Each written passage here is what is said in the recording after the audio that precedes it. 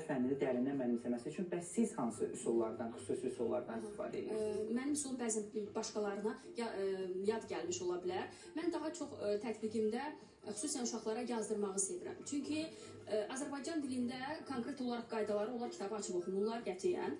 Çox az şagird bunu, yəni kitabı açır və qaydanı oxuyur. Mütləq ki, qaydalar şagirdlərin dəftərinə konspekt halında yazılmalıdır. Bəli. Mənim edəcəyim birinci məqam budur və bu həm ədəbiyyat üçün keçərlidir, həm də Azərbaycan dili üçün. Ədəbiyyatda oxşarlıqları biz yaza bildiyimiz kimi, Azərbaycan dilində də əsas qeydləri yazıram. Çünki yazmaq şagirdin həm əl yaddaşını formalaşdırmış olur, həm göz yaddaşını və səbrini onlara səbirli olmağı öyrətmiş olur. Yəni, mənim metodum budur. Daha çox dediyim kimi, indiki müasir dövrlə ayaqlaşası olaraqsa Azərbaycan dilini çoxlu tez tətbiq etməklə öyrətməyə çalışıram və şagirdlərə dəfələrlə də bildirirəm ki, sual versinlər. Sual verməyən şagirdin yüksək nəticə toplama şansı çox azdır. Qeyd elədiyiniz kimi, sual verməyi bacara bilməyən bir insan demək ki, o mövzunu öyrənir. Hətta belə bir söz var, mövzunu